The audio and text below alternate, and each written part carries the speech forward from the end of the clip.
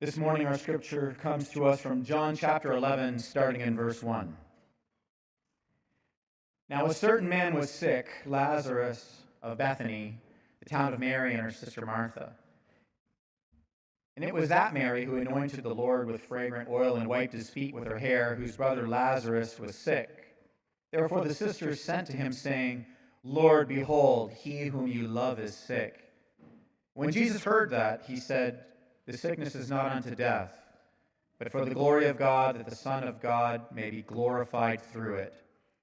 Now Jesus loved Martha and her sister and Lazarus. So when he heard that he was sick, he stayed 2 more days in the place where he was. And then after this, he said to the disciples, Let us go to Judea again. And the disciples said to him, Rabbi, lately the Jews sought to stone you, and you're going there again? And Jesus answered, Are there not 12 hours in a day? If anyone walks in the day, he does not stumble because he sees the light of this world. But if one walks in the night, he stumbles because the light is not in him. These things he said, and after that he said to them, Our friend Lazarus sleeps, but I go that I may wake him up. And his disciples said to him, Lord, if he sleeps, he will get well. However, Jesus spoke of his death. But they thought that he was speaking about taking rest and sleep. And then Jesus said to them plainly, Lazarus is dead. And I'm glad for your sakes that I was not there, that you may believe. Nevertheless, let us go to him. And then Thomas, who's called the twin, said to his fellow disciples, Let us go also, that we may die with him. So when Jesus came, he found that he had already been in the tomb for 4 days. Now Bethany was near Jerusalem, about 2 miles away. Many of the Jews had joined with the women around Martha and Mary to comfort them concerning their brother. Then Martha, as soon as she had heard that Jesus was coming, went and met him, but Mary was sitting in the house. Now Martha said to Jesus, Lord, if you had been here, my brother would not have died. But even now I know that whatever you ask God, God will give you. Jesus said to her, Your brother will rise again. Martha said to him, I know that he will rise again, in the resurrection at the last day. Jesus said to her, I am the resurrection and the life. Whoever believes in me, though he die, shall live. And whoever lives and believes in me shall never die. Do you believe this? So she said to him, Yes, Lord, I believe that you are the Christ, the Son of God, who has come into the world. And when she had said these things, she went her way and secretly called Mary, her sister, saying, The teacher has come, and he's calling for you. As soon as she heard that, she arose quickly and came to him. Now Jesus had not yet come into the town, but he was in the place where Martha had met him. So the Jews who were with her in the house and comforting her, when they saw that Mary rose up and quickly went out, they followed her, saying, She's going to the tomb to weep there. But when Mary came to where Jesus was, she saw him. She fell down at his feet, saying to him, Lord, if you'd been here, my brother would not have died. Therefore, when Jesus saw her weeping, and the Jews who came with her weeping, he groaned in the spirit and was troubled. And he said, Where have you laid him? And they said to him, Lord, come and see. Jesus wept. Then the Jews said, See how he loved him. And some of them said, Could not this man who opened the eyes of the blind also have kept this man from dying? And then Jesus, again, groaning within himself, came to the tomb. It was a cave, and a stone lay against it. And Jesus said, Take away the stone. Martha, the sister of him who was dead, said to him, Lord, by this time there's a stench. He's been dead 4 days. Jesus said to her, Did I not say to you that if you would believe, you would see the glory of God? Then they took away the stone from the place where the dead man was lying. Jesus lifted up his eyes and he said, Father, I thank you that you have heard me, and I know that you always hear me. But because of the people who are standing by, I said this, that they may believe that you sent me. Now when he had said these things, he cried with a loud voice, Lazarus, come forth. And he who had died came out bound hand and foot with the grave clothes, and his face was wrapped with a cloth. And Jesus said to them, Loose him and let him go. This is the word of the Lord. This morning, we want to rest and meditate and reflect on what Jesus means when he says, I am the resurrection and the life. And I want us to think about the promise and the daily significance of that. So first, the promise of the resurrection. This promise in the gospel, it addresses our ultimate problem and our deepest longing as humans. God is not indifferent to our sorrow, our pain, our suffering. The world and all of the trials and all of the sadness and all of the tears and the anxieties and the anger is not because God is bad at being God. The world is the way it is because we are bad at being God. We have rejected God. We have declared that we are our own gods. So check your news feeds. Behold our heaven. We have done this. God is not indifferent to it.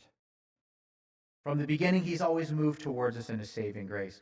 The disciples in this text here, they're afraid to travel with Jesus to go see Lazarus because right before this all happened, Jesus healed the blind man from spitting in the mud, reaching down, taking the dirt, and rubbing it on his eyes. An image that makes us think of creation. The last time that God went down to the dirt with his hands and brought life from death, life from where there was no life.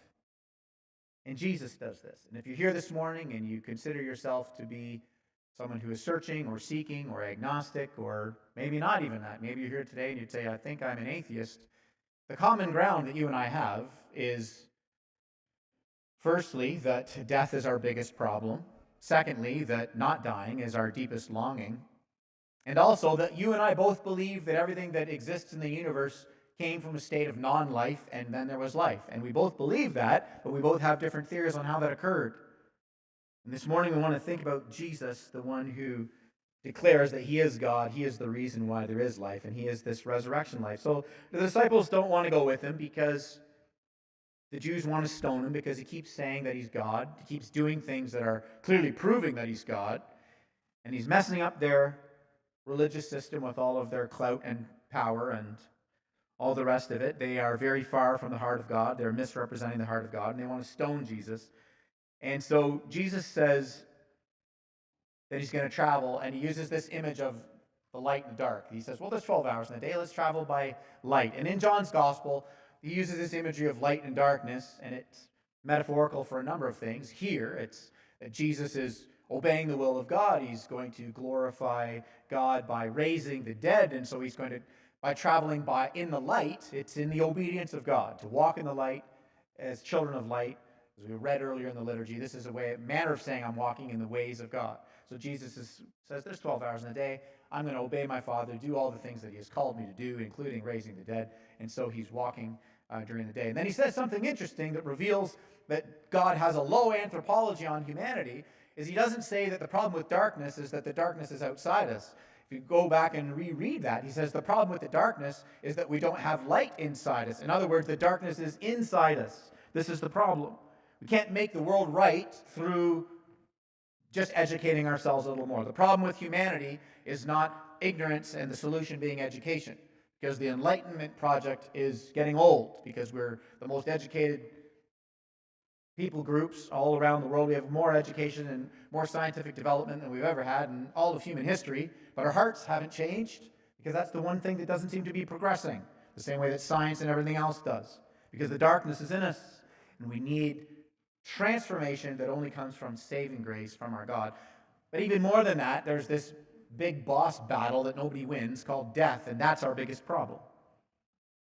And avoiding this death and the loss of love and of life, this is our deepest human longing. And so Jesus says, I'm glad I wasn't there for your sakes, because I'm going to do something that will cause for you to believe. And of course, the followers can't wrap their minds around this, and we could understand because we wouldn't be able to either. But I want you to notice that Thomas says something that's interesting. All throughout church history, us Christians, we've been a little rough on Thomas. We've given him a nickname. Does anybody know what it is? Let's all say it together. We call him Doubting Thomas. The Bible doesn't call him that. We've called him that forever. But look at Thomas here. He doesn't understand what's going on. He's like, I can't trace this guy, but I guess we trust this guy. Let's go with him. Let's go with him and die with him. Whoa, this has got your back, Thomas. This is standing Thomas. This is a different Thomas. But also he was doubting Thomas, and we're all a little bit Thomas. And so when they get there, of course, the sisters are devastated, as we all are when we're at funerals for those that we love. Absolutely devastated. And they say to Jesus, if you'd have been here, he wouldn't have died. You know, he stayed where he was for 2 days. We just looked at the text. It's 2 miles away. Not 100 miles away. It's 2 miles away. And he stayed there for 2 more days. The text doesn't say that he was doing something else. And the Lord's, he intentionally stayed there to glorify God by raising the dead. He stays there for 2 more days. Can you imagine texting someone that you care about, someone that you believe cares about you? You text them and you say, I'm really going through it. I'd love a coffee. And then you look down on your phone and you just see the 3 dots. For 2 days, the 3 dots are there. And then they show up and the thing you were going through, it's too late. This thing crashed and burned. 2 days is an eternity for us moderns. Jesus waits 2 days so that he can glorify God by raising the dead. From our point of view, we're always trying to figure out God. We always use phrases like, I don't know what God is doing right now. What's God doing? Man, wow. I mean, we're just so small as humans, and there's a lot of rest to be found in God's greatness. We can just embrace that we are like toddlers, that even if he did tell us what he was doing, we wouldn't really embrace that and understand it. Cosmically speaking, we are like toddlers. But he's a good God. He's wiser than we are. He's more generous than we are. He's more loving than we are. You're not going to conceive of a way in which you're more loving, wise, and generous than God is. So we have to just rest in this place of trust, which is very difficult, of course, for us to do. Remember, when the disciples are looking at the cross, they're all thinking to themselves, well, this is the worst possible scenario. Turns out it was the best possible scenario. And so when he gets there, it's been 4 days. And in the ancient world, they believed that the spirit sort of hovered around the body for 3 days. So Jesus waits 4 days. Jesus makes sure that nobody says, well, you know what?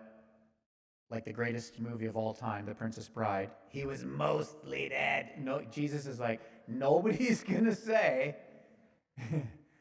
oh, he wasn't dead. He swooned. Jesus got there and Jesus waits 4 days so that even the most sort of spiritually mystic-minded people would say, the spirit hovers for 3 days. Jesus says, I'm going to wait 4. I'm going to do this so that you would believe that I am the one that God has sent, that I am God, come to draw you by wonderful grace. Jesus says, your brother will rise again. And Martha says in verse 24, yes, he will rise again in the resurrection. She's a theologian. She understands. This is a deep cut. Daniel chapter 12. Martha knows the Bible. She's like, I know he will rise again in the resurrection. I read it in the prophets, Daniel 12. And the last days, when the Son of Man comes and there will be a resurrection from the dead. She knows it. And Jesus responds to that. I am the resurrection. Not a prophet, not just a teacher, not a sage. I'm not teaching you a pathway to access the resurrection. I am the resurrection. I am those things. That's why Jesus says, whoever believes in me, though they die, shall live. And everyone who lives and believes in me shall never die. Do you believe this? Now, that's an exclusive truth claim. And as moderns, we don't like exclusive truth claims. We would rather say things like, all gods lead to God. All gods are true. All faiths are true in some way. That's not an exclusive truth claim? How could you possibly know that? You're a human being. You haven't been on the planet that long. You were pooping yourself for the first few years. How could you possibly know? All faiths and all gods. That's an exclusive truth claim. No faiths are true. They're all nonsense. Wake up and read the Republic, folks. We shall save ourselves through our political endeavors. We'll save ourselves through our politics, civic life. intelligence, education, scientific advancement. There is no God. How could you possibly know that? That's an exclusive truth claim. All we do as humans is swap out one exclusive truth claim for the one that we prefer. As Christians, the reason that we believe Jesus' exclusive truth claim is because we believe in the empty tomb that happened in human history in 33 AD under Pontius Pilate and the Roman cross. We don't believe in a missing body theory. I say it all the time. We believe that the hundreds upon hundreds of people saw the resurrected Jesus, which is why the world went upside down in about 24 hours. And for those of you who have studied, sociology and humanities, and people don't just change their worldviews overnight. You don't abandon the ways of your family and traditions for centuries or thousands of years overnight. But Greeks and Romans and Jews and people from all walks of life who were in Jerusalem when they saw the resurrected Jesus, 500 at once, they all worshiped him as God overnight. There was a investigative journalist named Lee Strobel. He was actually quite involved in helping the Justice Department in Chicago solve some pretty serious crimes in Chicago back in the day. And he was a real thinker and very systematic and thoughtful, very good investigative journalist. And he came home one day and a horrific thing had happened. His wife came to faith in Jesus Christ and she became a Christian.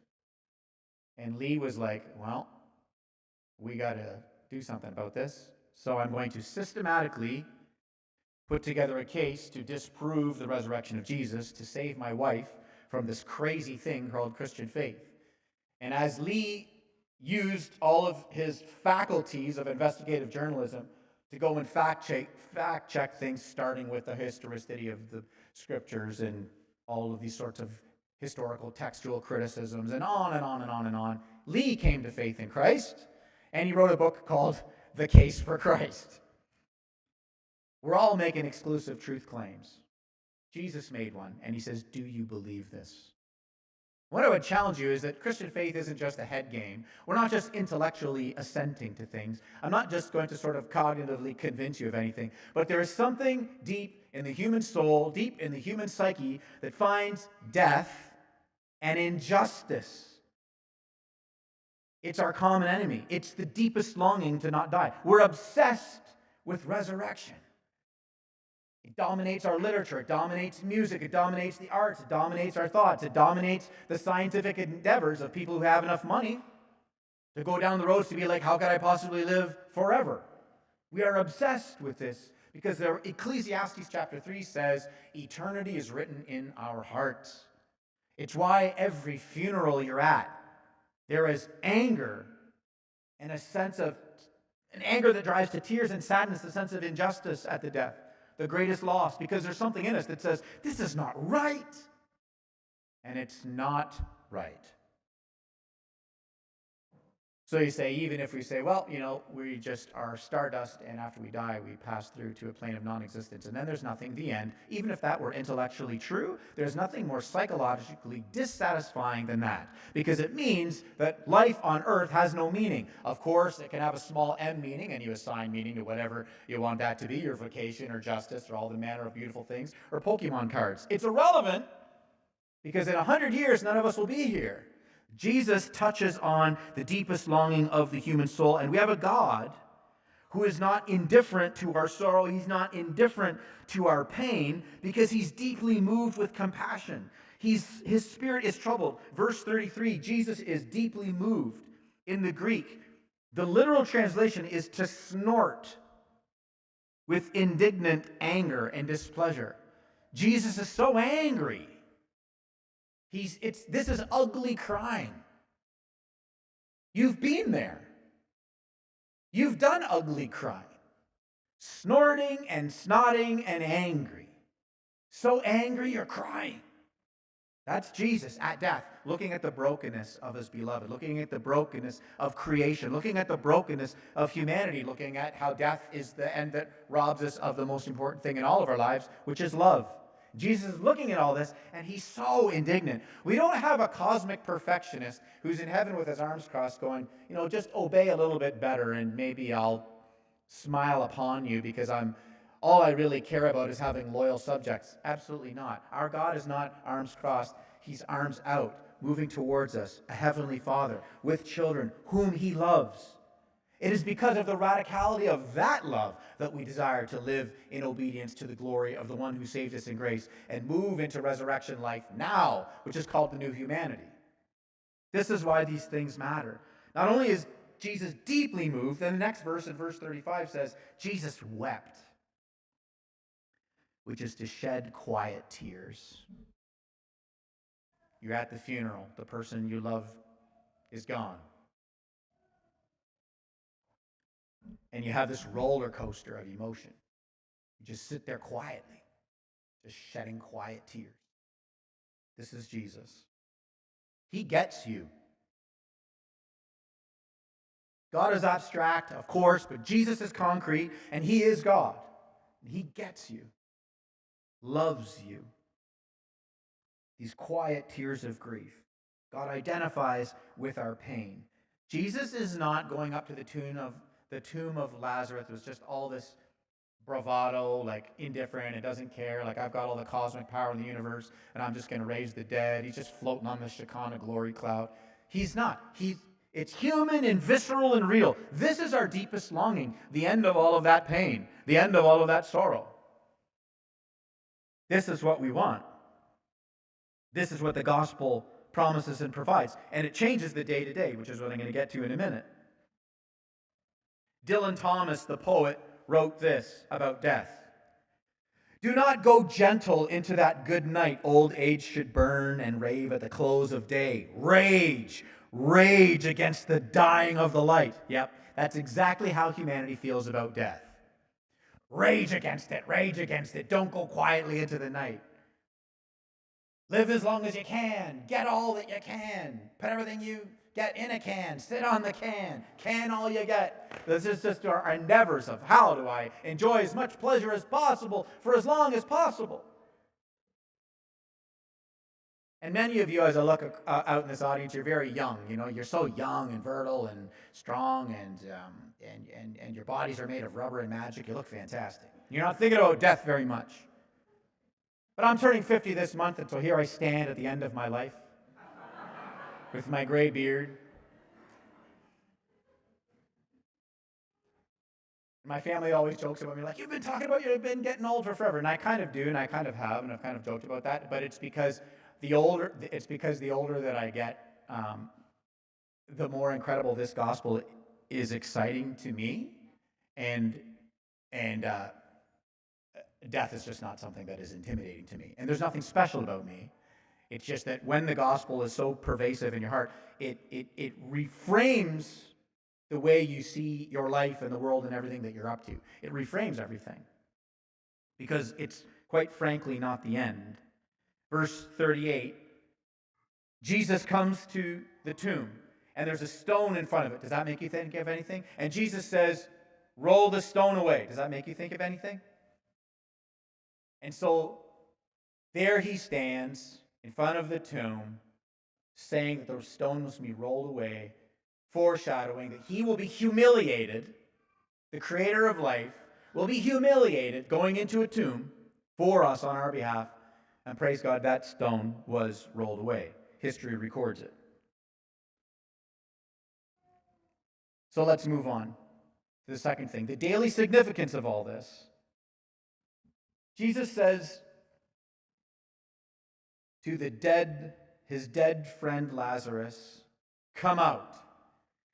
And the word for out means a few things. It's interesting. Out, like, you're out from here to there, directional. But it also means you're outside of a boundary. You're out. Right? Later this afternoon, some of you will be watching Taylor Swift with occasional cutaways to a football game. And during the game, referees are going to be calling things out of bounds. That's what Jesus is saying to Lazarus. Come out. That's not where you're supposed to be. That's not where any of you are supposed to be. That's not where any of you are going to remain. Come out. You're out. You're out of bounds. It could also be used in the context of you're out of the bounds of my will.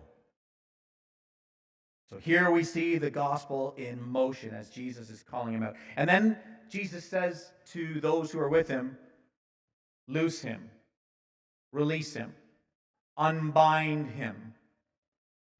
It's not merely like, hey, take the grave clothes off. That clearly is the immediate context. Take the grave clothes off, loose him. But do you see that to be loosed from death and decay and trial and sorrow and injustice and brokenness and the endless catalog of sadness that invades your heart and mind every day on your news feeds, that the end of all of that is to be loosed, freed from something for something. This is the Christian life. My friend, what have we been freed from? What have you been freed for?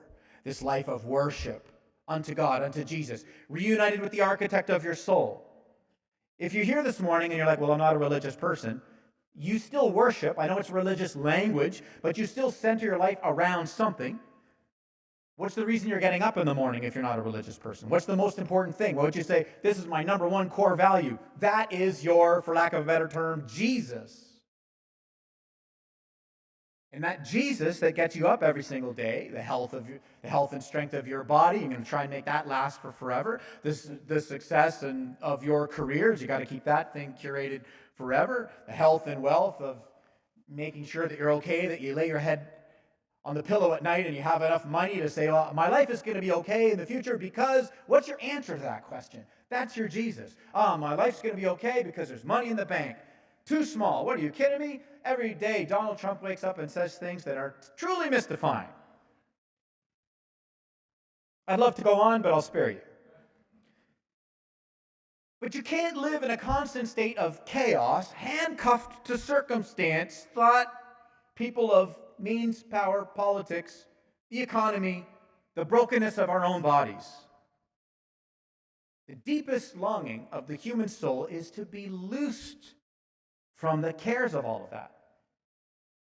And I don't mean that we go to this place called heaven, quote unquote, which is like that we leave the earth and we're just gone and we're part of the ethereal, universe and stardust, which is interesting to nobody. The resurrection of Jesus Christ was physical and visceral. And we talk about it all the time at Redeemer. He's on the beach after the resurrection. He's making fish on a fire. He's cooking fish for his friends to forgive Peter. Do you enjoy being a human? Good, because this is what the resurrection means. The perfection of humanity. The grace of God does not do away with the material, it is the renewal of it. It's the renewal of everything that you want. Do you enjoy sunsets and landscapes, and do you enjoy the lakes and the city and the oceans and technology and innovation and using your skills and building skyscrapers? Do you enjoy these things? This is what the future holds. It's what God said in Genesis 1. Be fruitful and multiply. Multiply, having kids. Fruitfulness, it's what we want. It's the renewal of all things. The gospel touches into the deepest longing of the human soul. Jesus says, I am the resurrection. You're already obsessed with resurrection, but why are you worshiping this small, impotent Jesus? This little thing that you're calling Jesus that's not Jesus. You have to leave this small thing that can't satisfy, that has no power. You've wrapped your life around it like it is the answer. And in 100 years, too small. Even if you change the world with whatever you say is the most important thing to you and your values, even if you change the world, in 500 years, if you're lucky, you might be a footnote in somebody's textbook. Well, there will be no textbooks. You'll be a footnote in somebody's chip to the Matrix and about whatever we're up to. It's too small. The gospel is the restoration of everything that we've desired. I remember being a little kid growing up in church and not being excited about heaven because it was always explained to me like a coloring book. And the plays that we had in my church in the 80s weren't helpful, quite frankly. Because in the 80s, some churches, or at least in the context I was in, they loved having plays. And there was a lot of styrofoam. And nothing makes heaven more disinteresting than styrofoam. Depicting heaven in styrofoam. A lot of bathrobes. Mrs. Pinkston, the organ player, wearing a bathrobe. I'll never unsee that now. Every time I think about heaven, I think about Mrs. Pinkston in her bathrobe, and I'm like, surely that cannot be heaven. And then, of course, I read the New Testament, and I was like, praise Jesus. That's not heaven. There's the restoration of everything that we desire, this earth and our bodies, the resurrection of Jesus Christ. And united to him, this life of worship is liberating. It reframes our life. Imagine what life would have been like for Lazarus after that. He died again, you know. He died again. So the miracles aren't the point. The healing isn't the point. Some of you have a miraculous healing testimony. Praise Jesus, because that's going to catch the attention of the people that you talk to. Many of us don't. Most of us don't. So our testimony is we look death right in the face and we say, I'm not afraid of this because I'm united to the architect of my soul, Jesus Christ and him crucified. That's our testimony, that we don't fear what is coming. Those that have had the miraculous healing, that's also ultimately going to be your testimony because Lazarus died again. So the healing's never the point. But what would your life be if you were raised from death and now Lazarus is going back to work? And they're like, yo. And he's like, hey guys, he's opening up his lunchbox, getting ready to do some more carpentry or whatever he was up to. How would Lazarus relate to suffering and sorrow and disaster after that? Remember, shortly after this, there's a guy named Nero. He's going to show up on the scene. Lazarus, have you heard what Nero did? I mean, how might he respond to that? You still have to live on planet Earth. We're dual citizens. Christians, we don't live a weird life like we don't care about the city. We care about it. So we don't care about injustice. We get involved in it. That's what Jesus did. That's what we do. But we're not so absorbed in it that we just get sucked into the absolute anxiety and anger that everybody else gets sucked into. How would Lazarus have Lazarus, do you understand what's happening in politics right now, Lazarus? This Nero guy's crazy. They're building this big Colosseum. I heard lions over there. What's that about? Who knows? What are they going to feed those lions? Anybody got any ideas? I'm just using my imagination. I'm guessing that Lazarus was indestructible. I'm using my imagination that probably nothing fazed him. He's probably like, yeah, I'm getting sick, but this isn't the end. So I'm going to love my neighbor. I'm going to go and help him fix his shelves. I'm going to use these skills that I have, and I'm going to just love my neighbor. And I'm going to live a simple life, and I'm going to worship my God, and I'm going to eat and drink to my God. I'm going to be merry. I'm going to enjoy friendships and sunsets. I'm going to go to the beach. I'm going to catch a fish. I'm going to go for a walk. I'm going to look at the birds. I'm going to look at the trees. I'm going to remember what Jesus said. I'm going to say my life is in my hands. Lazarus, don't you understand? There's this crushing, crazy thing happening. Yeah, it is. But also, Jesus is the resurrection and life, and whoever believes in him shall never die. Do you believe this? Let's pray.